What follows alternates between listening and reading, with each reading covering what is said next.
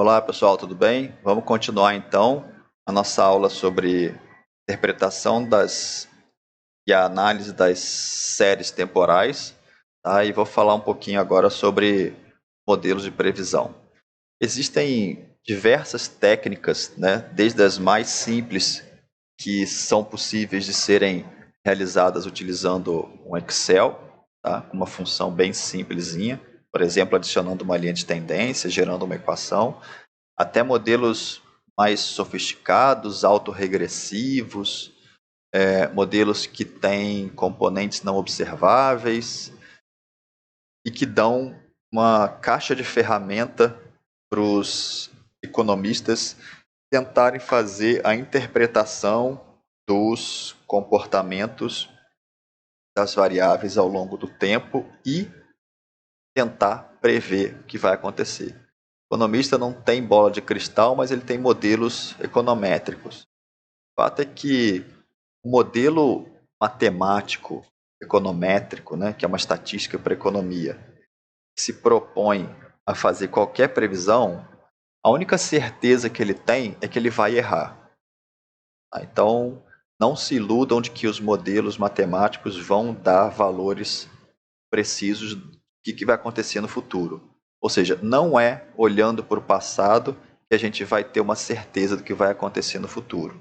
A única certeza que a gente tem é que o futuro vai ser diferente de como foi o passado. Mas, se nós conseguirmos modelar, conseguirmos captar, entender aqueles principais componentes que a gente falou na última aula, tendência, sazonalidade, ciclos, e ainda colocar um componente aleatório junto com essas variáveis, os modelos matemáticos tentam gerar alguma previsão com uma margem de erro. Tá? É isso que a gente vai falar rapidamente aqui. Então, já que a gente está falando da capacidade de previsão do modelo, o modelo ele pode ser classificado quanto ao prazo que ele se propõe a fazer a previsão, pode ser de curto prazo, ou de médio prazo, ou de longo prazo. Tá? Curto prazo, vamos falar aí de 1 ano, médio prazo de 1 a 2 anos, e longo prazo acima disso daí, quando ele começa a captar movimentos de ciclos aí ao longo do tempo. Tá certo? O fato é que, quanto maior o prazo, menos precisa é a previsão. Como você queria dar um tiro num alvo que esteja a 2 metros de você, você vai ter uma chance de errar muito pequena, mas se esse alvo estiver a 200 metros, a 2 quilômetros de você, você vai diminuindo a sua capacidade de acertar ele, e aí você vai provavelmente errar o alvo. Então, quanto maior é o prazo, você vai fazendo essa previsão, maior é a sua chance de erro. Tá? Quanto ao método, ele pode ser qualitativo ou pode ser quantitativo. Os métodos qualitativos são importantes, pessoal, porque eles captam o que as pessoas estão pensando. Tá? As pessoas vivem no mundo real, elas observam as variáveis que estão acontecendo, e aí elas tentam dizer o que vai acontecer no futuro com base no que elas estão percebendo do mercado hoje, tá? E do que elas já viveram no passado. Só que as pessoas têm histórias diferentes, elas têm percepções diferentes do mundo.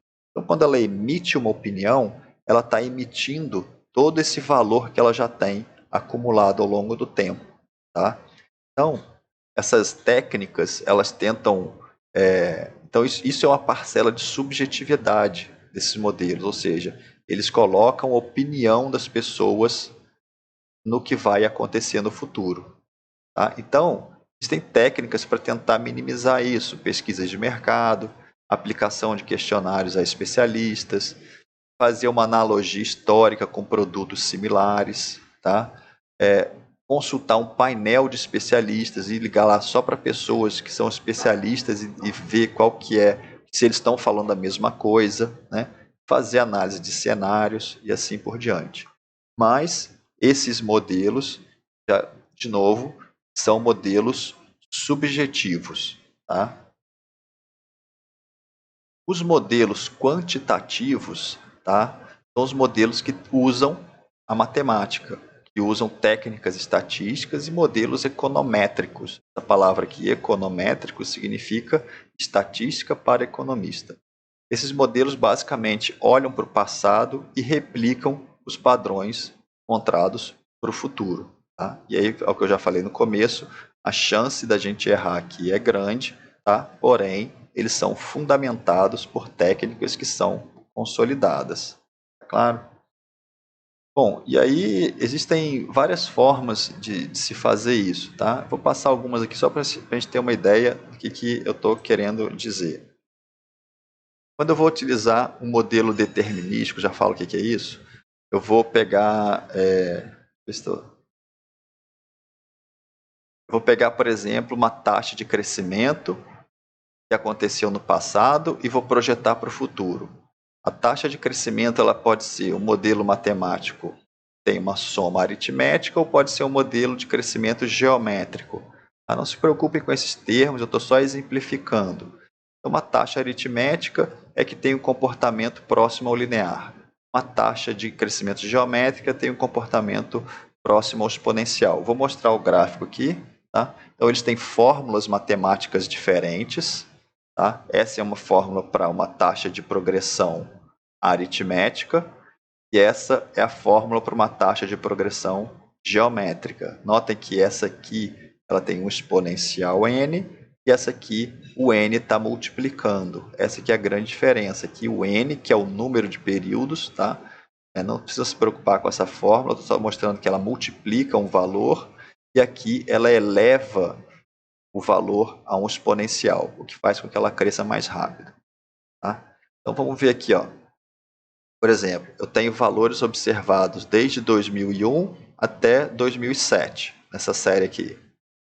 E eu quero encontrar valores para 2008, 9 e 10.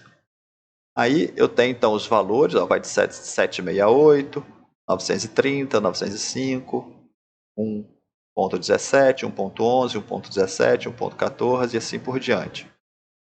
E aí, então, eu fiz um modelo matemático com uma taxa aritmética e um modelo matemático com uma taxa geométrica. Notem que eles geraram valores diferentes, tá? Aqui, ó. E aí chegou lá no final, a taxa aritmética me deu um crescimento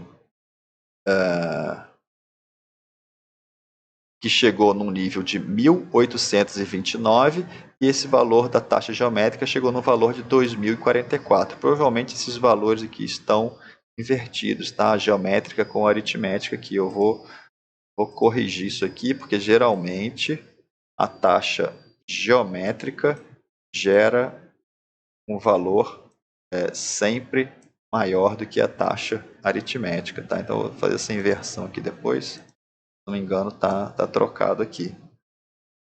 Então vamos comparar graficamente essas duas informações. O azul é uma taxa, é o valor observado.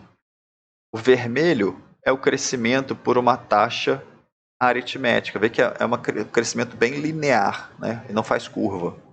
E o verde é um crescimento da taxa geométrica. Tá? Aqui, ó. Ele faz uma curva meio que com barriga para baixo aqui, ó. Crescimento exponencial, que ela cresce mais devagar no começo, tá, do que a linha vermelha, mas depois ela começa a crescer mais. E aí a gente tem valores projetados mais altos. Então lá no final da projeção, em 2010, esse modelo me dá esse valor. E esse modelo vermelho me dá esse valor. Qual que está certo? Os dois estão certos. Só que um calcula de uma maneira, outro calcula de outra.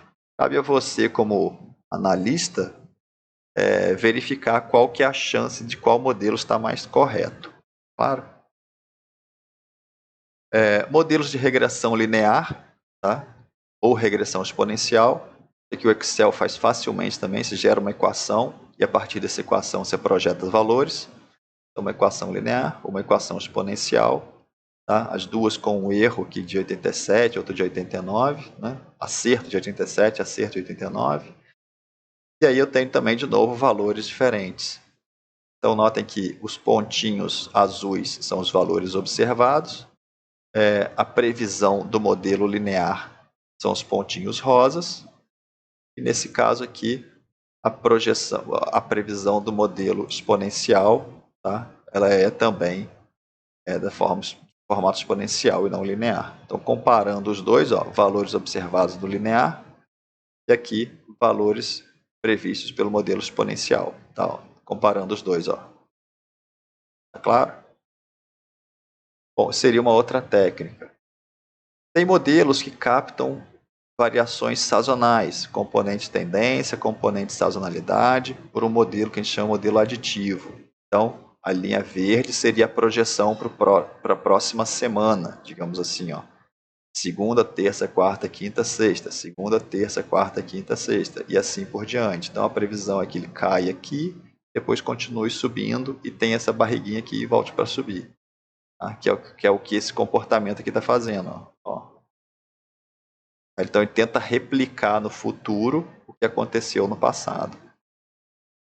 De novo, a informação, ó. Vem, dá uma requebra e acaba caindo.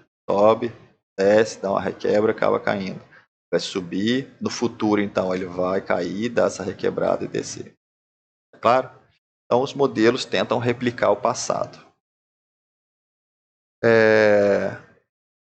Outra divisão que existe nos modelos são modelos que são dos modelos quantitativos, é se eles são determinísticos ou se eles são estocásticos.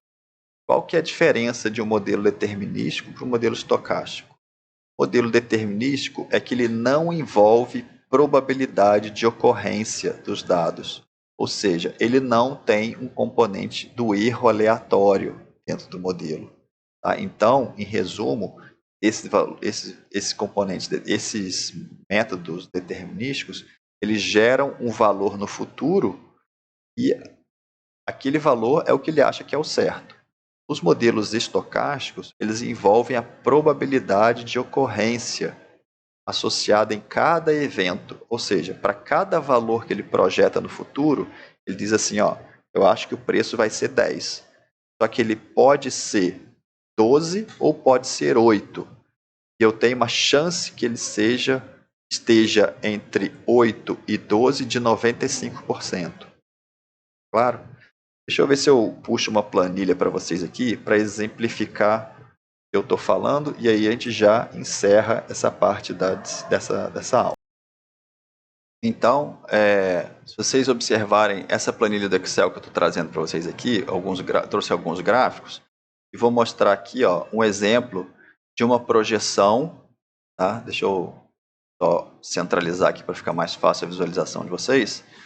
Isso aqui é a projeção do preço da ração observando um componente de tendência e um componente de sazonalidade. A linha azul é o preço da ração observado. E aí eu tenho a linha vermelha, tá? A linha vermelha é o meu valor projetado pelo modelo matemático. Tá? Então notem que é um valor projetado no futuro, né?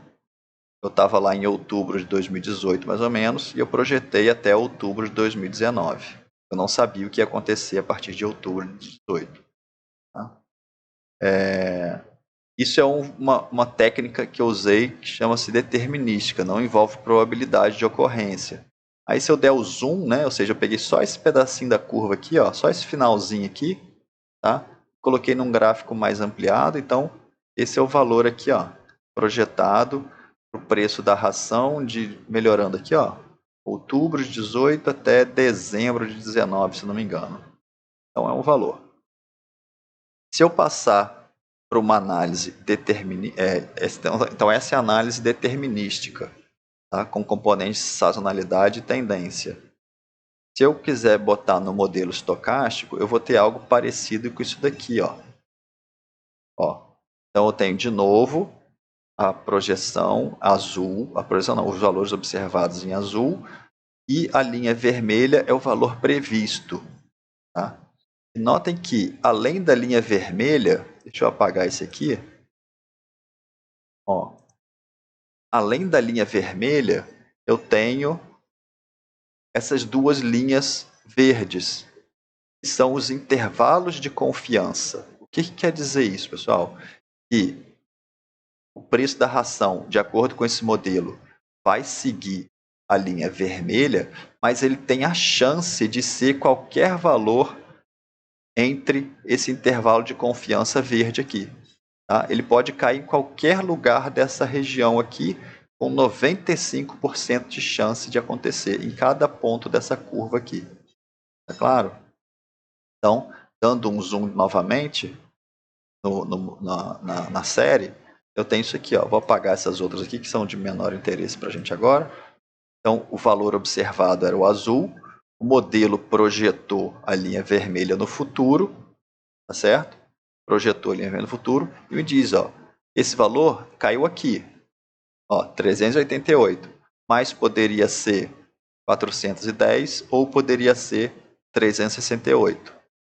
E assim por diante, ó, esse valor foi 408, mas poderia ter sido 449 ou 369, tá? E assim por diante em todos os valores projetados. Isso com 95% de chance de acontecer, que foi a especificação que eu coloquei para esse modelo. Tá claro? A ideia não é ensinar para vocês agora como se faz isso, né? Se alguém tiver interesse, depois pode me procurar que eu vou ter um prazer em explicar como é que isso funciona melhor. Tudo bem?